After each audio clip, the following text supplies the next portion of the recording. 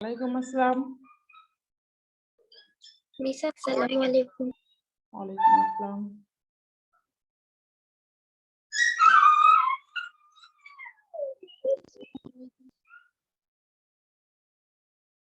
একটু জয়েন হোক, তারপর হচ্ছে আমরা শুরু করছি, ঠিক আছে? আসসালামু আলাইকুম। ওয়ালাইকুম আসসালাম। আদিবা, কেমন আছো? মিস আলহামদুলিল্লাহ ভালো, আপনি কেমন আছেন? আলহামদুলিল্লাহ, আমিও ভালো আছি।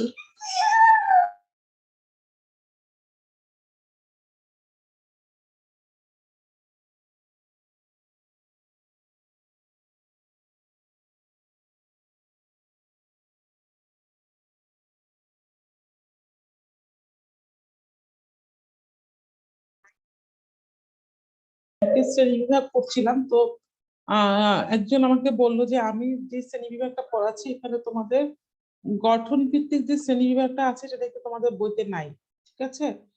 তো এখন আমি যেটা পড়াচ্ছি দেখো যে কাঠামো ভিত্তিক, সরি, এটা নাকি তোমাদের বইতে নাই। আমি কিন্তু বইটা নেট থেকে ডাউনলোড করেছি, বুঝতেই পারছো, দেখো 2018 লেখা, মানে নেটে এই বইটাই আছে। তো কোনো যদি চেঞ্জ থাকে মানে তোমাদের নতুন বইয়ের সাথে তাহলে কিন্তু আমাকে বলবা যে মিস এই এই টপিকসটা আমাদের বইতে নাই। এরকম হতে পারে দুই একটা টপিকস অ্যাড হতে পারে, আবার এরকম হতে পারে দুই একটা টপিকস বাদ হতে পারে। তো সেই ক্ষেত্রে আমাকে বলবা, ঠিক আছে? আমার নতুন বই আমার স্কুলে আছে, কিন্তু এটা তো আমি অনলাইন থেকে ডাউনলোড করেছি আর কি। এই জন্য আমি বাসা যেটা আছে সেটাও পুরোনো বই, মানে এই আগের বইটাই। তো ওই জন্য কিন্তু আমি বুঝতে পারবো না যে কোন একদম এই নতুন বছরে হচ্ছে কোন বইটা হচ্ছে কিভাবে আপডেট হয়েছে। ঠিক আছে, তাহলে বলবা আমাকে যে কোন টপিকটা আছে। ওয়ালাইকুম আসসালাম, কোনটা নাই। আচ্ছা, এখন বলো তো আমরা কি পড়েছিলাম? আমাদের একটা হোমওয়ার্ক ছিল, অনেকেই দিয়েছো, আমি দেখতে পারি নাই। আজকে আমি দেখবো কি কি, যেহেতু আজকে আমাদের ক্লাস, আজকে আমি হোমওয়ার্কটা দেখবো। তো হচ্ছে তোমাদের তো একটা গ্রুপ আছে এখন, এসডব্লিউ সবাই গ্রুপেই দিবা। আর এখন থেকে কিন্তু অ্যাটেন্ডেন্স নেওয়া হবে, ঠিক আছে? আমি 10টা 3 তো আমি 10টা 10-এর সময় অ্যাটেন্ডেন্স নিব। 10 মিনিট আমি সুযোগ দিব যে যারা জয়েন করার করুক আর কি। আচ্ছা, এখন বলো তো যে আমরা আজকে কোনখান থেকে পড়বো? আমরা কি কার্যভিত্তিক শ্রেণী বিভাগটা পড়বো? এটা কি তোমাদের বইতে আছে? দেখছিলাম। হ্যাঁ, আমরা আন্তর্জাতিক অর্থায়ন পড়বো আজকে। আন্তর্জাতিক অর্থায়ন? আমি ক্লাস না, ও আচ্ছা, আমরা কি শ্রেণী বিভাগে ছিলাম? অর্থায়নের শ্রেণী বিভাগ। ও, বুঝতে পেরেছি। আমি তাহলে হচ্ছে ক্লাস 10 এর সাথে কনফিউজ করে ফেলছি। আচ্ছা, সমস্যা নাই, আমি চলে যাচ্ছি এখানে আন্তর্জাতিক শ্রেণী বিভাগ। একই বই তো, ওদেরকে ব্যাংকিং পড়াচ্ছি, তাহলে তোমাদের সাথে সাথে ইয়ে হয়ে গিয়েছে। একটা মোবাইল নাম্বার UK7, একদম আমি প্রথমে ক্লাস নিচ্ছি সেখান থেকেও আমার ক্লাসে জয়েন করার চেষ্টা করতেছে এখন। এটা কি আমি বুঝতে পারছি না, উনি কি রুটিন খুঁজে পাচ্ছে না নাকি? আমাদের ক্লাসে কেউ মোবাইলের নামে জয়েন করবা না, প্রত্যেকে হচ্ছে নিজের নাম, প্রত্যেকের নাম আর রোলটা দিয়ে তারপরে জয়েন করতে হবে, রিনেম করে জয়েন করতে হবে। আমি একটু একদম শুরুতে নিয়ে যাচ্ছি, ঠিক আছে, বইটাকে টেনে। মিস ইউকে আমাদের ক্লাসেরই। তোমাদের ক্লাসেরই? ও আচ্ছা, ওর নামই তাহলে ইউকে। ওর নামই এটা? আমি মোবাইলের নাম কোনো, ঠিক আছে? আচ্ছা, যাই হোক,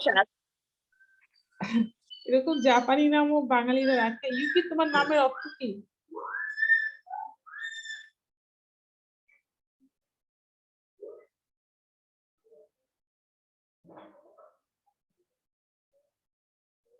আচ্ছা, আমরা একদম চলে যাচ্ছি। আমি প্রথম অধ্যায়ে চলে আসছি, ঠিক আছে?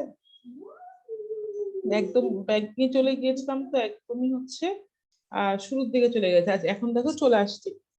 আচ্ছা, তো হচ্ছে আমরা আজকে আন্তর্জাতিক অর্থায়ন করব, ঠিক আছে? আন্তর্জাতিক অর্থায়ন করব। আন্তর্জাতিক অর্থায়ন জিনিসটা কি আমি বইয়ের পড়া যাওয়ার আগে কিছু বুঝিয়ে নিই। ধরো, এখন কিন্তু একটা দেশের ব্যবসায় বসে নেই। বাংলাদেশে বসে আমরা পৃথিবীর যে কোনো দেশের পণ্য সামগ্রী কিনতে পারছি। আবার আমাদের দেশের পণ্য সামগ্রীও কিন্তু পৃথিবীর যে কোনো দেশেই যাচ্ছে।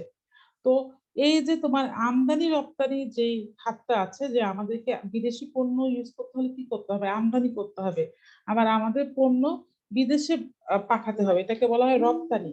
তো এই আমদানি রপ্তানি নিয়ে যে অর্থায়নের বিষয়টা আলোচনা করা হয় সেটাকে বলা হয় যে আন্তর্জাতিক অর্থায়ন। ঠিক আছে, আমরা যখন বড় হব, যখন আমরা বিবিএ তে পড়বো, তখন দেখবা কি এই আন্তর্জাতিক অর্থায়ন নিয়েই তোমার একটা আলাদা বই আছে। ঠিক আছে, ইন্টারন্যাশনাল ফাইন্যান্স তোমার আলাদা একটা বই আছে। তো এখন আমাদেরকে জাস্ট এটা একটু ধরন সম্পর্কে একটু একটা আলাদা দিয়েছে, মানে এটা একটা সুন্দর করে একটা আইডিয়া দিয়েছে। দেখো এখন আমরা বইতে যে দেখি যে বইতে কি বলেছে, তোমরা বুঝতে না পারলে অবশ্যই প্রশ্ন করবা। আচ্ছা, দেখো বলেছে যে আন্তর্জাতিক অর্থায়নে আমদানি ও রপ্তানির খাতগুলো নিয়ে বিচার বিশ্লেষণ করা হয়। এখন বিচার বিশ্লেষণ বিষয়টা কি রকম, দেখো এখানে বোঝায় যে কোন কোন পণ্যের চাহিদা আমাদের দেশে আছে, থাকলেও সেটা তোমার হচ্ছে কি কস্টিং এ মানুষ কিনতে পারবে, বা কতটা মানুষ, কয় শ্রেণীর মানুষ এটা কিনতে পারবে, এটা সরকারি কোনো বিধিনিষেধ আছে কিনা আমাদের দেশে, এই সবগুলা নিয়েই কিন্তু তোমার হচ্ছে যে আন্তর্জাতিক অর্থায়নে আলোচনার বিষয়। ঠিক আছে, তারপরে হচ্ছে আরেকটা বিষয় থাকে, আমাদের দেশে হচ্ছে মুদ্রা হচ্ছে টাকা, যে দেশ থেকে আনবা সেই দেশের মুদ্রা তো আর টাকা না, কোনো দেশে ডলার, কোনো দেশে পাউন্ড, কোনো দেশে দিনার, কোনো দেশে রুপি, তাহলে সেগুলোর আবার একটা কনভার্টের ব্যাপার থাকে, যে আমরা মিস ডলার। আমাদের ক্লাসে মেবি অন্য একজন জয়েন করে আছে, আরিফা সিদ্দিক সাদিয়া নামে। হারিবা সিদ্দিকা, আচ্ছা আমি তো এখন অ্যাটেন্ডেন্স নেই না, দেখি তো রোল লেখা আছে। মিস ওর রোলও 6, আবার আমাদের ক্লাসের মাহমুদার রোলও 6। আচ্ছা, মাহমুদা ইসলাম রিয়া, হ্যাঁ 6, ও তো ঠিকই আছে। এখন আর তুমি বললা যে মিস ও এখন চলে গেছে। চলে গেছে। আসলে হচ্ছে কি, আমি আমি সকালে একটা ক্লাসে, সেখানে এরকম ছিল, যারা একদম ছোট ক্লাসের না, ওরা না আজকে নতুন রুটিন না, ওইটার সাথে ওরা ইয়ে হতে পারে নাই, অভ্যস্ত হতে পারে না। তো জি। আমাদের টিচারদের ওই যে আইডি পাসপোর্টটা তো থাকে, ওরা ওই যে আন্তর্জে ঢুকে যায় ওইখানে আর কি, ভুলে ইয়ে করে।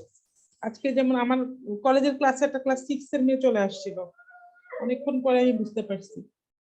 আচ্ছা, তো যেটা বলছিলাম যে আমাদের তো আন্তর্জাতিক মুদ্রা, তো আমাদেরকে যখন আমরা আমদানি করব তখন হচ্ছে আমাদের কি করতে হবে, ধরো আমাদের হচ্ছে টাকা আর বাইরে থেকে আমরা ডলার, তাহলে ওই টাকাকে ডলারে কনভার্ট করতে হবে, আবার অনেক সময় ডলারকে টাকায় কনভার্ট করতে হয়। তাহলে এই বিষয়গুলো হচ্ছে ফিনান্সের কাজ। ঠিক আছে, মানে টাকাকে ডলারে কনভার্ট, ডলারকে টাকায় কনভার্ট, বা এখন টাকার মূল্য, ডলারের বিপক্ষে টাকার মূল্য কত, এই সমস্ত কিছুই কিন্তু এই আন্তর্জাতিক অর্থায়নে আলোচনা করা হয়। দেখো যেমন এখানে বলেছে যে প্রতি বছর বিপুল পরিমাণ খাদ্য সামগ্রী, কাঁচামাল, মেশিনারিজ, ঔষধ, পেট্রোলিয়াম ইত্যাদি বিভিন্ন দেশ থেকে আমদানি করা হয়। আচ্ছা, পেট্রোলিয়াম বলতে বোঝায় যে আমাদের গাড়িগুলো চলে না, গ্যাস বা তেল, এগুলাকে একসাথে বলা হচ্ছে পেট্রোলিয়াম।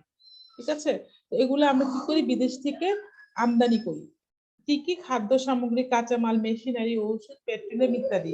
অপরপক্ষে বাংলাদেশ থেকে পাট ও পাটজাত দ্রব্য, তৈরি পোশাক, কৃষিজাত দ্রব্য ইত্যাদি রপ্তানি করা হচ্ছে।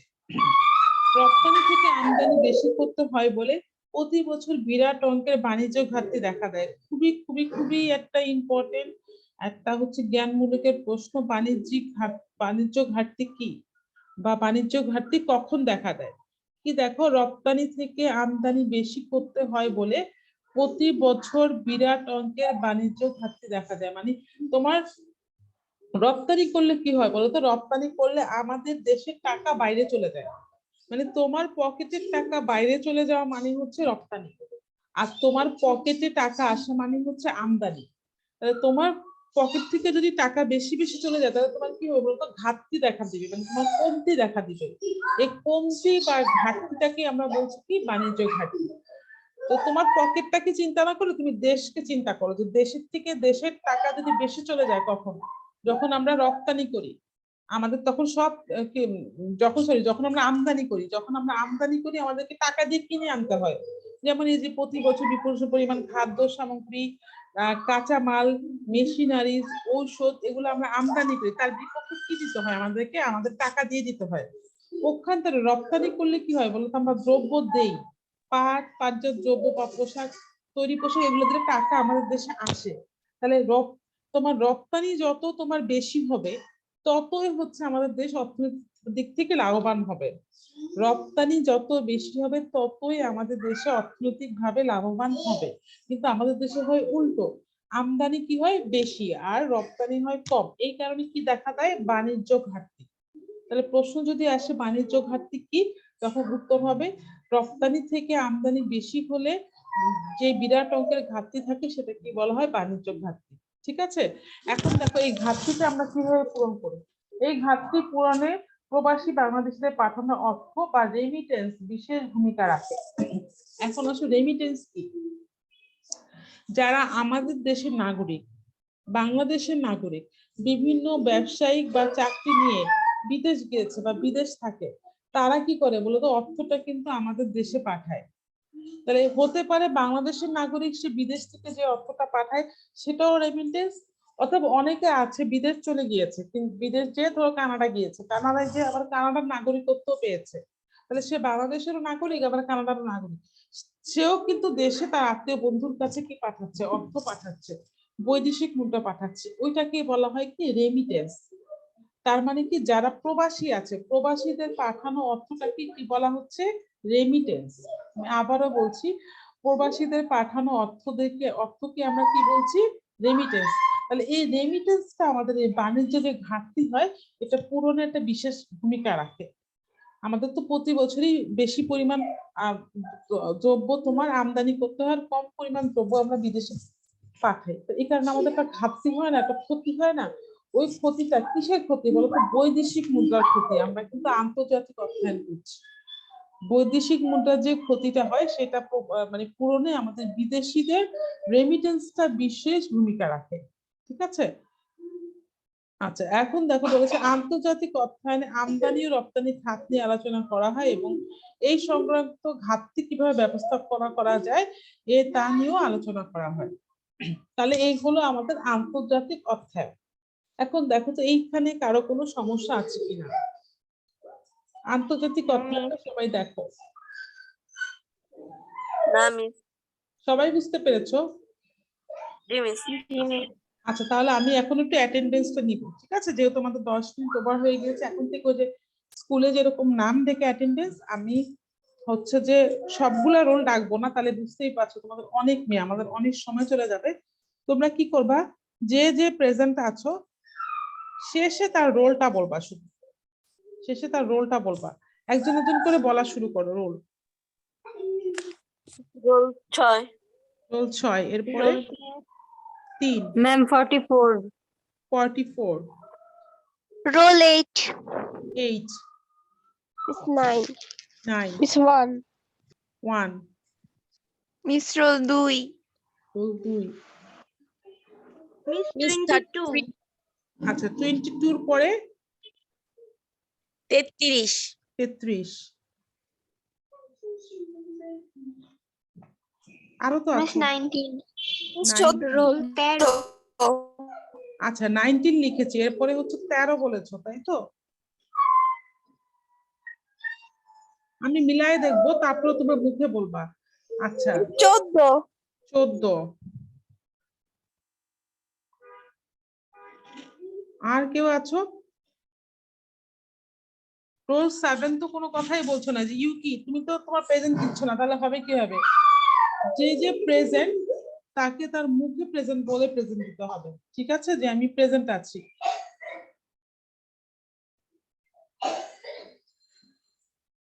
আচ্ছা দেখো আমি রোল গুলো বলি, কারোটা যদি মিস হয়, তোমরা হচ্ছে 16 জন আছো, 1 2 3 4 5 6 7 8 9 10 11 12, না আমি কিন্তু 12 জনের অ্যাটেন্ডেন্স পেয়েছি, সবাই কথা বলো নাই। আচ্ছা আমি বলি, দেখো কারোটা মিস হলে সে আমাকে বলবা যে আমার রোলটা বলা হয় নাই। Roll 6, roll 3, roll 44, 8 9 1 2 22 33 19 13 14, Miss Roll Miss 24, Roll role 10 কে কথা বলো তো, রোল 10,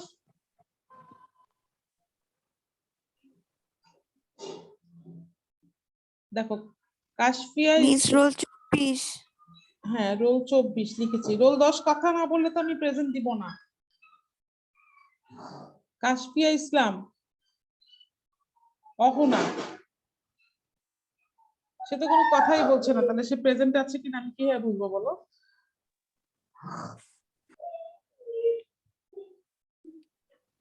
মিস রোল 1 বলেছেন। হ্যাঁ, রোল 1 তো আমি বলেছি।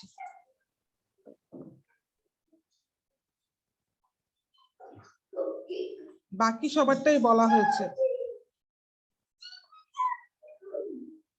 আচ্ছা, একজন আছে হচ্ছে পূজা দেবনাথ, তোমার রোল কত? মিস 22। 22। আচ্ছা, রোলটা লিখে রাখবা, ঠিক আছে। আরেকজন আছে যে জাফরিন সাফা লুবনা, তোমার রোল কত? মিস 33। 33। আচ্ছা, তাহলে তো মোটামুটি সবাই দিয়ে ফেলেছো। আচ্ছা মিস, আমাদের চ্যাট বক্স দিলে হয় না? হ্যাঁ, চ্যাট বক্সেও দিয়ে দাও।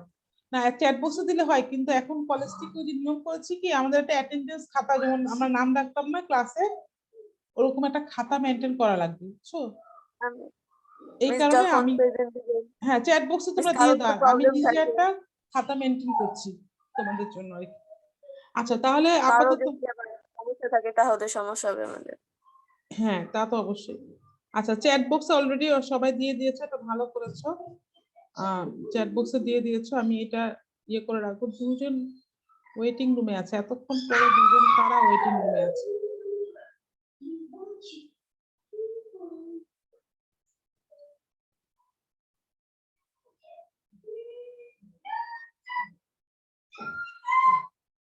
আচ্ছা, আমি পরের পড়ায় যাচ্ছি, ঠিক আছে। আপাতত এই নাম ডাকার ইয়ে শেষ। চ্যাট বক্সে তোমার রোলগুলা দিয়ে রাখো, তাহলে হচ্ছে সুবিধা হবে। পরবর্তীতে যদি কেউ মিসিং হয় সেটাও আমি দেখে নিতে পারবো। আচ্ছা, এখন আমরা চলে যাচ্ছি এর পরের যে অধ্যয়নটা, সেটা হচ্ছে যে অব্যবসায়ী প্রতিষ্ঠানের অধ্যয়ন, ঠিক আছে। অব্যবসায়ী প্রতিষ্ঠানের অধ্যয়নে আমরা চলে যাচ্ছি।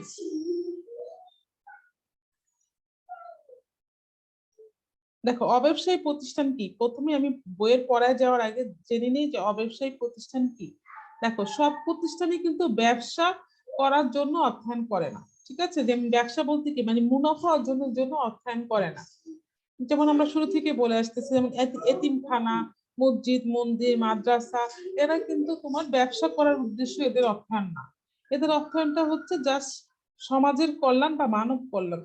কিন্তু এই ধরনের প্রতিষ্ঠানেও কিন্তু তোমার কি করতে হয়, তোমার অর্থায়নের প্রয়োগটা আছে। তাহলে আমরা দেখবো যে এই অব্যবসায়ী প্রতিষ্ঠানের অর্থ সংস্থানগুলো কেমন হয়। বলছে যে সমাজে এমন কিছু প্রতিষ্ঠান বা সংস্থা থাকে যা মানব কল্যাণে বা দরিদ্র বঞ্চিত মানুষের সেবায় নিয়োজিত। এই ধরনের প্রতিষ্ঠান পরিচালনার জন্য অর্থ বা অর্থের সমতুল্য পণ্য বা সেবার প্রয়োজন আছে, এবং সেই অর্থ দক্ষ ব্যবস্থাপনারও প্রয়োজন আছে। এক্ষেত্রে অর্থায়ন যে ভূমিকা রাখে তা হচ্ছে অর্থের সমতুল্য সম্পদ সংগ্রহের উৎস চিহ্নিতকরণ এবং তার সুষ্ঠু ব্যবহারের মাধ্যমে প্রতিষ্ঠানটি সেবামূলক উদ্দেশ্যকে সফল করা। তারপরে দেখো, এখানে বলা হচ্ছে যে খুব ইজি লাইন পড়েই আমরা বুঝতে পারছি যে একটা প্রতিষ্ঠান যদি অব্যবসায়ী হয়, তারপরেও কিন্তু তার অর্থ সংস্থান থাকে। সে প্রতিষ্ঠানটা কিভাবে চলবে, কিভাবে দক্ষ ব্যবস্থাপনা করলে প্রতিষ্ঠানের কারো ক্ষতি হবে না এবং প্রতিষ্ঠানটি সুন্দরভাবে চলতে হবে, সেটাই হচ্ছে অব্যবসায়ী প্রতিষ্ঠানের অর্থায়নের মূল তোমার উদ্দেশ্য।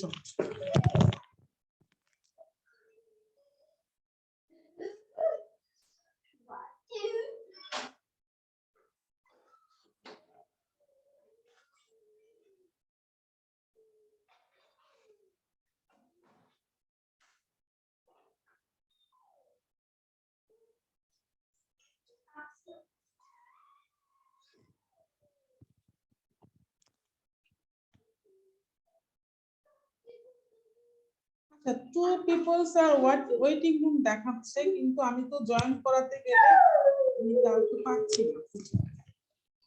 এতক্ষণেও কারা ওয়েটিং রুমে থাকতেছে তাও আমি বুঝতেছি না। ক্লাস তো শুরু হয়ে প্রায় শেষ হওয়ার পথে, এত দেরি করে ক্লাসে জয়েন করলে হবে? আচ্ছা, অনেক সময় আমরা যখন স্ক্রিন শেয়ার করি, ঠিক আছে, স্ক্রিন শেয়ার করলে কিন্তু যে ওয়েটিং এ থাকলে কিন্তু মানে বোঝা যায় না। এই কারণে আমরা চেষ্টা করি যত দ্রুত সম্ভব ক্লাসে জয়েন করার জন্য, ঠিক আছে। আচ্ছা, এখন আসি যে যারা পরে জয়েন করেছো, তাহলে তো রোলটা বলো তো, কাদের অ্যাটেন্ডেন্স নেওয়া হয় নাই? 12 12। এরপরে 4 4। আর কেউ আছো? না, এই দুজনই পরে জয়েন করেছো। আচ্ছা, এখন দেখো এর পরের লাইনটা পড়ি। উদাহরণ হিসেবে বলা যায় একটি এতিমখানা মুনাফা ভিত্তিক প্রতিষ্ঠান নয়, তবে এটিরও একটি অর্থের প্রয়োজন আছে। বিভিন্ন অনুদানের মাধ্যমে এর অর্থ সংগ্রহ করে। তাহলে বলতে পারো মিস এতিমখানা অর্থ কোথায় পায়? অনুদান। দেখো আমরা এতিমখানায় সাহায্য করি না? আমরা আমাদের বাবা বা ভাইরা যখন মসজিদে যায় দেখবা যে নামাজ শেষে এতিমখানায় বা মসজিদ মাদ্রাসায় সাহায্য করে বা দান বাক্সে সাহায্য করে।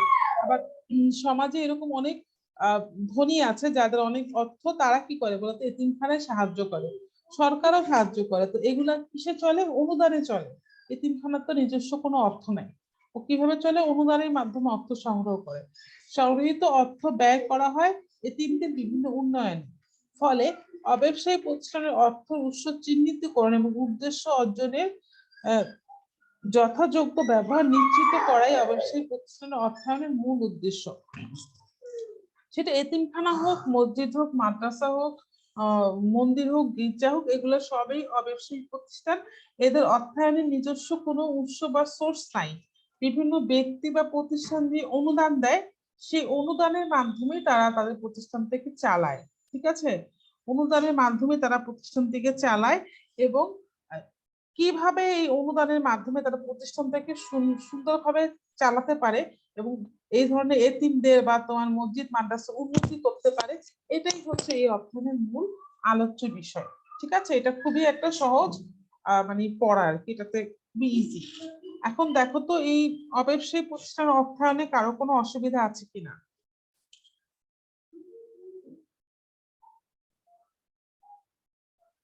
না আমি আচ্ছা, সমস্যা যেহেতু নাই, একটু সমস্যা থাকলে অবশ্যই বলবো। এখন আমরা চলে যাচ্ছি একদম লাস্ট ধাপ, সেটা হচ্ছে ব্যবসায় অর্থায়ন। এই ব্যবসায় অর্থায়নই কিন্তু আমাদের পড়ার মূল আলোচ্য বিষয়, মানে আমাদের এই পুরো বইটাই হচ্ছে ব্যবসায় অর্থায়নের উপরে। ঠিক আছে? আমরা কিন্তু ব্যক্তির অর্থায়ন বা অবশ্যই অর্থায়ন বা হচ্ছে তোমার পারিবারিক অর্থায়ন বা যেটা বললাম আন্তর্জাতিক অর্থায়ন, সরকারি অর্থায়ন, আমরা এগুলো কোনো কিছু নিয়ে আলোচনা করব না। আমাদের এই যে পড়াটা 9, 10 এর বইটা, এটা হচ্ছে ব্যবসায় অর্থায়নের উপরে। আচ্ছা, এখন দেখি বলেছে যে অর্থায়নের সবচাইতে গুরুত্বপূর্ণ ধরন হচ্ছে ব্যবসায় অর্থায়ন বা বিজনেস ফাইন্যান্স। মুনাফা অর্জনের উদ্দেশ্যে লাভ ক্ষতির ঝুঁকি নিয়ে গঠিত সংগঠনকে ব্যবসা প্রতিষ্ঠান বলা হয়। এটা হচ্ছে ব্যবসা প্রতিষ্ঠানের সংজ্ঞা। ফলে ব্যবসা প্রতিষ্ঠান তার তহবিল সংগ্রহ ও বিনিয়োগের জন্য যে অর্থায়ন প্রক্রিয়া ব্যবহার করে, সেটাই ব্যবসায় অর্থায়ন। তাহলে দেখো কি বলেছে? ব্যবসায় প্রতিষ্ঠান তার তহবিল সংগ্রহ ও বিনিয়োগের জন্য যে অর্থায়ন প্রক্রিয়া ব্যবহার করে, সেটাকে কি বলা হচ্ছে? ব্যবসায় অর্থায়ন। তাহলে ব্যবসায় অর্থায়নের সংজ্ঞা আমরা বিভিন্নভাবে দিতে পারি। এই সংজ্ঞাটাও চাইলে আমরা দিতে পারি যে তোমার ব্যবসা প্রতিষ্ঠান যে তার তহবিল সংগ্রহ বিনিয়োগের জন্য যে অর্থায়ন প্রক্রিয়াটা ব্যবহার করে, সেটাই হচ্ছে কি? ব্যবসায় অর্থায়ন। ঠিক আছে? সেটাই হচ্ছে ব্যবসায় অর্থায়ন। আচ্ছা, এখন দেখো কারবারি প্রতিষ্ঠানগুলোকে 3 ভাগে ভাগ করা হয়। কারবারি মানে হচ্ছে ব্যবসা প্রতিষ্ঠানকে, এগুলো মনে হয় আমরা আমাদের ব্যবসায় উদ্যোগ যে চ্যাপ্টার সেখানেও পড়েছি। দেখো, এক মালিকানা কারবার, অংশীদারি কারবার এবং হচ্ছে তোমার যৌথ মূলধনী কারবার। এক মালিকানা, অংশীদারি এবং হচ্ছে তোমার যৌথ মূলধনী কারবার। তো কারবারি প্রতিষ্ঠানকে তোমার 3টা ভাগে ভাগ করা হয়েছে। তো এখন প্রথমেই দেখবা যে এখানে একটা একটা করে সবগুলোর একটু একটু করে বর্ণনা করা হয়েছে। মানে একটু একটু করে কেন? তোমার ফিনান্সে আসলে এটা একটু একটু বর্ণনা করা হয়, কিন্তু তোমার উদ্যোগে এটা একদম ডিটেলস আছে। এক মালিকানা কি, কিভাবে গঠন করা হয়, কিভাবে তার আইনগত প্রক্রিয়াগুলা কি, কিন্তু ফিনান্সে এটা আলোচ্য বিষয় না। ফিনান্সে শুধু আলোচনা করে এক মালিকানা কারবার অর্থ কোথায় পাবে, কোথা থেকে অর্থ সংগ্রহ করে, কোথায় কিভাবে বিনিয়োগ করবে। সেম অংশীদারি কারবার অর্থ কোথায় পাবে, কোথায় কিভাবে অর্থটা সংগ্রহ করে বিনিয়োগ করবে। মানে অর্থায়ন সংক্রান্ত বিষয়গুলো তোমরা এখানে জানবা, বাদ বাকি বিষয়গুলো জানবা হচ্ছে তোমরা ব্যবসা উদ্যোগে। আচ্ছা, তাহলে দেখো এখানে অংশীদারি কারবার এবং লাস্ট ওয়ান হচ্ছে যৌথ মূলধনী কারবার। বলেছে যে এই 3 প্রকার প্রতিষ্ঠানেরই অর্থায়নের সাধারণ বৈশিষ্ট্য হলো বিনিয়োগের জন্য অর্থ সংগ্রহ ও অর্থ ব্যবস্থাপনা। অর্থ সংগ্রহের ক্ষেত্রে সই মূলধন আছে, সই মূলধন বলতে হচ্ছে স্বয়ং মূলধন, যেটা মানে নিজের মূলধন, নিজের মূলধন ও ঋণ উৎস ব্যবহার করতে হয়। ব্যবসায় অর্থায়ন এই পাঠের মূল বিষয়। ঠিক আছে, ব্যবসায় অর্থায়নই এই পাঠের মূল বিষয়, যেটা আমি বললাম যে আমাদের যে আমরা পাঠটা আছে আমরা যেটা করছি সেটার মূল বিষয় হচ্ছে কি ব্যবসায় অর্থায়ন। এখন দেখো আমাদের তো এটা জানলাম যে প্রথম প্যারাতে ব্যবসায় অর্থায়নের সবচাইতে গুরুত্বপূর্ণ ধরনই হচ্ছে কি ব্যবসায় অর্থায়ন। তারপরে আমরা জানলাম ব্যবসা প্রতিষ্ঠান কাকে বলে। ব্যবসা প্রতিষ্ঠান কি? মুনাফা অর্জনের জন্য লাভ ক্ষতির ঝুঁকি নিয়ে যে প্রতিষ্ঠান গঠিত হয় তাকে বলা হচ্ছে আমরা ব্যবসা প্রতিষ্ঠান। তারপরে আমরা জানলাম ব্যবসায় প্রতিষ্ঠানের অর্থায়ন জিনিসটা কি, সেটা কি জেনেছি? ব্যবসায় প্রতিষ্ঠান তার তহবিল সংগ্রহ ও বিনিয়োগের জন্য যেই যেই প্রক্রিয়াগুলো অনুসরণ করে তাকে আমরা বলছি যে ব্যবসায় অর্থায়ন।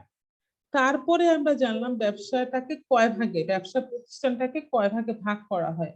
আমরা জানলাম হচ্ছে 3 ভাগে ভাগ করা হয়, একটা হচ্ছে এক মালিকানা, অংশীদারি এবং আর লাস্ট ওয়ান হচ্ছে যৌথ মূলধনী কারবার। আচ্ছা, এই গেল হচ্ছে আমাদের প্রথম প্যারার মূল পয়েন্ট গুলো।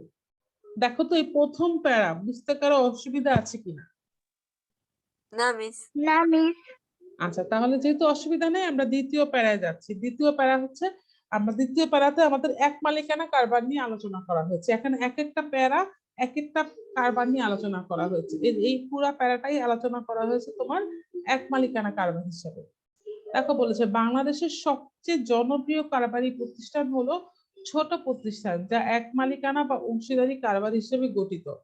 এমসিকিউতে প্রায় একটা প্রশ্ন আসে, বাংলাদেশের সবচেয়ে জনপ্রিয় কারবারি প্রতিষ্ঠান কোনটি?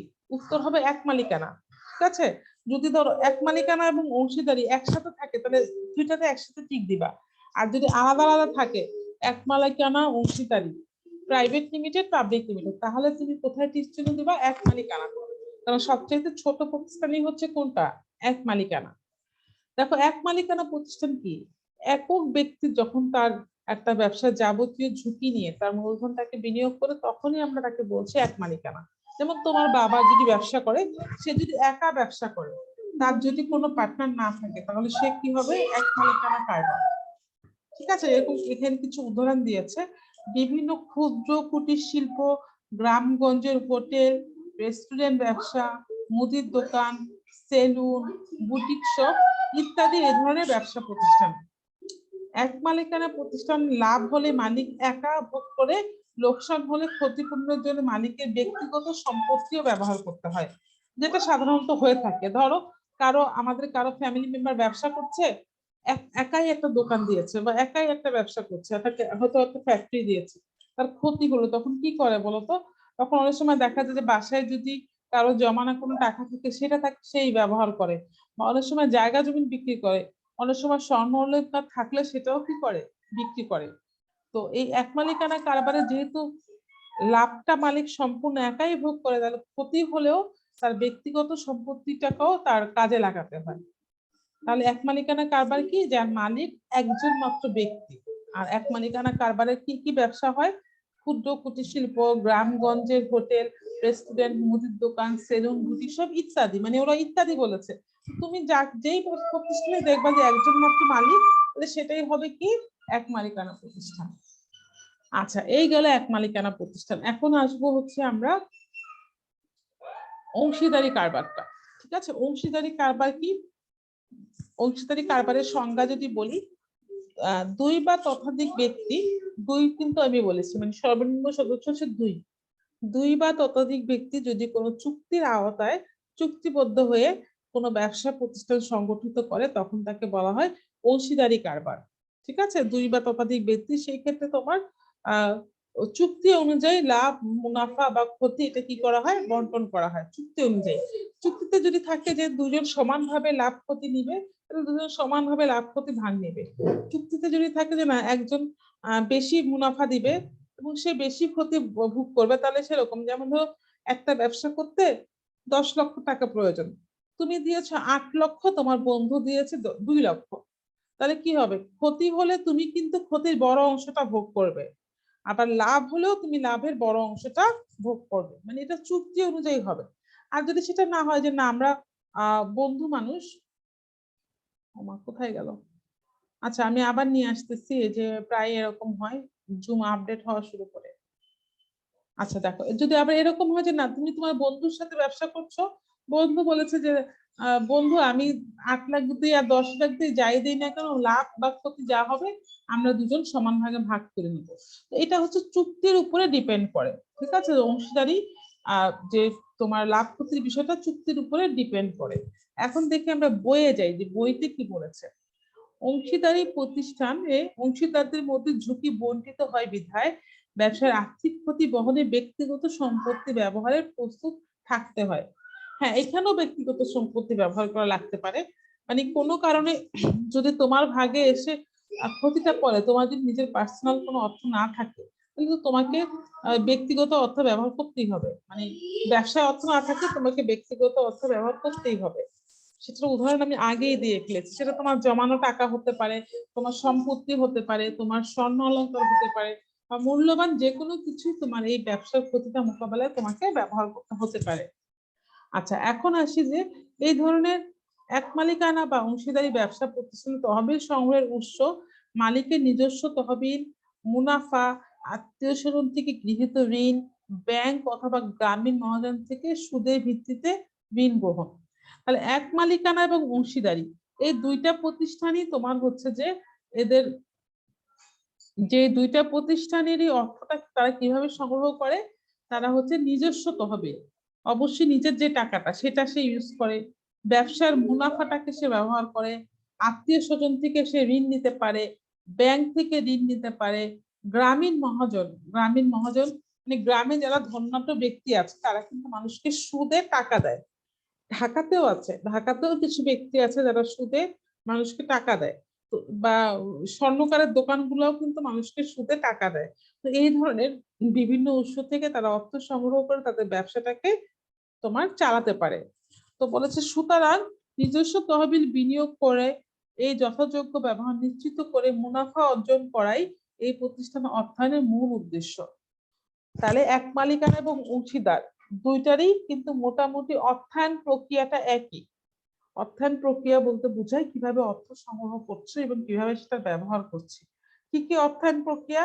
মালিকের নিজস্ব তহবিল, প্রতিষ্ঠানের মুনাফা, আত্মীয় স্বজন থেকে গৃহীত ঋণ, ব্যাংক থেকে গৃহীত ঋণ, বা অনেক সময় বিভিন্ন উপায়ে প্রাপ্ত সুদের ভিত্তিতে যে ঋণগুলো আমরা নিয়ে থাকি, এগুলা সবই আমরা এক মালিকানা প্রতিষ্ঠান ব্যবহার করলে বা অংশীদারি প্রতিষ্ঠানেও এগুলো আমরা ব্যবহার করতে পারবো। ঠিক আছে? আর এর উদ্দেশ্য কি? মুনাফা অর্জন। তাহলে এই চলে গেল আমাদের এক মালিকানা এবং অংশীদারি। এখন বলো তো এই দুটাতে কারো সমস্যা আছে কিনা? না মিস।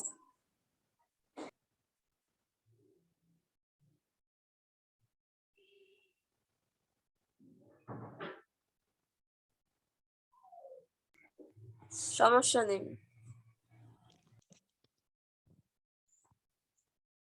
এক মালিকানা এবং অংশীদারিতে কারো কি সমস্যা আছে?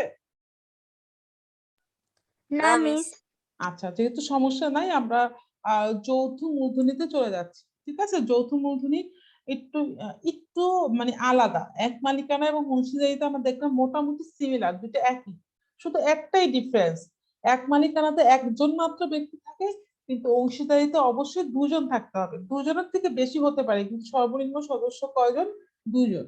শুধু এইটাই ডিফারেন্স, এছাড়া বাদ বাকি সব তাদের অন্য সবকিছুই কি একই রকম। কিন্তু যৌথ মূলধনী কোম্পানির অর্থায়নে এক মালিকানা এবং অংশীদারি থেকে সম্পূর্ণ ভিন্ন। ঠিক আছে? যৌথ মূলধনী প্রতিষ্ঠানের অর্থায়নটা হচ্ছে সম্পূর্ণ ভিন্ন। প্রথমেই আসি যে যৌথ মূলধনী কোম্পানি জিনিসটা কি, সেটা হচ্ছে আমাদেরকে বুঝতে হবে প্রথমে। দেখো, যৌথ মূলধনী যে কোম্পানি, এই কোম্পানি শব্দটা শুধুমাত্র এই যৌথ মূলধনী প্রতিষ্ঠানই ব্যবহার করতে পারবে। এক মালিকানা এবং অংশীদারি ব্যক্তি কিন্তু কোম্পানি ব্যবহার করতে পারবে না। দেখবা যে কোনো দোকানের নামের শেষে কখনো কিন্তু কোম্পানি লেখা নাই, যেটা মুদির দোকান। দেখবা যে আহ অনেক সময় লেখা থাকে যে Rahim and sons, Karim and sons, বা মায়ের দোয়া, বাবার দোয়া, বা একটা ব্যক্তির নামে। যেমন আমি যদি আমার জানালা যে কোম্পানিটা দেখা যাচ্ছে, যে ব্যবসাটা দেখা যাচ্ছে, ফুয়াদ, ফুয়াদ জেনারেল স্টোর, এরকম মানে এই টাইপের নিজস্ব নাম দিয়ে চলে। কিন্তু আহ অংশীদারি কোম্পানি এভাবে নিজস্ব নাম দিয়ে চলে না।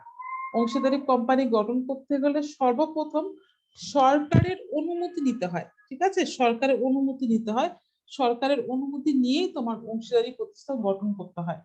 অন্য অন্য প্রতিষ্ঠানেরও ট্রেড লাইসেন্স নিতে হয়, ব্যবসা করার অনুমতি, কিন্তু তোমার যৌথ মূলধনী প্রতিষ্ঠান গঠন করার পূর্বেই তোমার কোম্পানি গঠনের জন্য অনুমতি নিতে হয়, এবং এটা অনেক বড় বৃহৎ আকারের প্রতিষ্ঠান হয়, এর অর্থায়নে অনেক বড় বড় আকারের অর্থায়ন হয়, ঠিক আছে? তো এই জন্য অন্য অন্য কোম্পানির অর্থায়ন থেকে যৌথ মূলধনী কোম্পানির অর্থায়ন সম্পূর্ণ ভিন্ন। তো আমরা এখন বইয়ে পড়া চলে যাচ্ছি, আমরা একটা একটা করে পড়বো বইয়ের পড়াটা। আমরা এখন যাচ্ছি যৌথ মূলধনী কোম্পানি। দেখো বলেছে যে যৌথ মূলধনী কোম্পানির অর্থায়ন প্রক্রিয়া ভিন্ন ধরনের। একটি প্রতিষ্ঠান যৌথ মূলধনী হতে হলে সরকারের অনুমতি নিতে হয়। দেখো আমি কিন্তু লাইনটা বলেছি, খুবই ইম্পর্টেন্ট লাইন। সরকারের অনুমতি ছাড়া যৌথ মূলধনী কোম্পানি গঠন করা যায় না। সরকার অনুমতি দেওয়ার আগে ন্যূনতম মূলধনের পরিমাণ, পরিচালকগণের পরিচয়পত্র, ব্যবসার উদ্দেশ্য ও নানাবিধি দলিলাদি বিচার বিশ্লেষণ করে। তোমাদের উদ্যোগ আছে না, ব্যবসায়ী উদ্যোগ সাবজেক্টে এই যৌথ মূলধনী কিভাবে গঠন করে, এগুলার বৈশিষ্ট্য কি, তোমরা ওইখানে একদম ডিটেলস জানতে পারবা। এবার এক মালিকানাও জানতে পারবা, অংশীদারিও জানতে পারবা। আমি তো আগেই বলেছি, ফিনান্স হচ্ছে তোমাকে জাস্ট একটু হালকা আইডিয়া দিয়েছে কোম্পানি সম্পর্কে, মূলত এখানে অর্থায়ন নিয়ে আলোচনা করা হয়, ঠিক আছে, যে কিভাবে এরা অর্থটা পাবে। এখন দেখো তোমার যৌথ মূলধনী গঠন করতে গেলে প্রথমে কি লাগবে? ন্যূনতম মূলধন একটা শব্দ বলেছে, মানে একটা প্রতিষ্ঠান গঠন করতে গেলে মিনিমাম যে টাকাটা নিয়ে তুমি ব্যবসাটা স্টার্ট করবা, সেই ন্যূনতম মূলধনের পরিমাণ কিন্তু সরকারকে জানাতে হবে, যেহেতু তুমি বড় একটা আকারের ব্যবসা করতে যাচ্ছ। তারপরে আছে পরিচালকগণের পরিচয়পত্র, মানে তোমার এই ব্যবসা প্রতিষ্ঠানটা কয়জন পরিচালনা করবে। ধরো 7 জন পরিচালনা করলো, এই 7 জনের পরিচয়পত্র তোমাকে দিতে হবে। ব্যবসার উদ্দেশ্য, তুমি কি উদ্দেশ্যে ব্যবসা করতে যাচ্ছ, মানে তুমি কি তৈরি করবা, তুমি কি খাদ্যদ্রব্য তৈরি করবা, নাকি তুমি পোশাক তৈরি করবা, নাকি তুমি হচ্ছে মেডিসিন বানাবা, না তুমি কি তৈরি করবা, তোমার ব্যবসার উদ্দেশ্যটা সরকারকে বলা লাগবে। তো এই ধরনের নানাবিধ দলিল আদি সরকার বিচার বিশ্লেষণ করে তোমাকে অনুমতি দিবে যে তুমি কোম্পানি গঠন করতে পারবা, বা তুমি যৌথ মূলধনী কোম্পানি গঠন করতে পারবা, ঠিক আছে? তার মানে আমি এই জিনিসটা আবার রিপিট করি। কি রিপিট করব? দেখো, যৌথ মূলধনী কোম্পানির অর্থায়নটা সম্পূর্ণ আলাদা। কেন আলাদা? কারণ যৌথ মূলধনী কোম্পানি গঠন করতে হলে শুরুতেই সরকারের অনুমতি নিতে হয়। এখন দেখো, অনুমতি দেওয়ার আগে সরকার কি কি জিনিস যাচাই করে দেখে? ওই প্রতিষ্ঠানটার ন্যূনতম মূলধন, মানে সর্বনিম্ন কত টাকা আছে আর কি প্রতিষ্ঠানে, সেটা, কারা কারা পরিচালনা করবে, তাদের পরিচয়পত্র, তাদের উদ্দেশ্য, এবং এছাড়া নানাবিধ দলিলালি বলতে বোঝাচ্ছে যে যেখানে প্রতিষ্ঠানটা প্রতিষ্ঠা করা হবে সেখানে ওদেরকে স্থায়ী জমি, সেই জমির দলিল কি ঠিক আছে, নাকি এটা তারা ভাড়া বিল্ডিং এ করবে, ঠিক আছে? তারপরে তোমার স্মারকলিপি, সংঘবিধি, এই ধরনের বিভিন্ন তোমার ব্যবসায়িক ডকুমেন্টস আছে, সেগুলো সব বিচার বিশ্লেষণ করে সরকার কি করে, একটা অনুমতি দেয়, তখনই তারা এই যৌথ মূলধনী কোম্পানিটা গঠন করতে পারে। আচ্ছা, এই গেল হচ্ছে আমাদের এই পর্যন্ত। এখন দেখো, অনুমতি পেলে কি করে? অনুমতি পেলে বা অনুমোদন পেলে কোম্পানি তার বড় অঙ্কের কাঙ্ক্ষিত মূলধনকে ছোট ছোট অংশে বিভক্ত করে শেয়ার হিসেবে বিক্রি করে।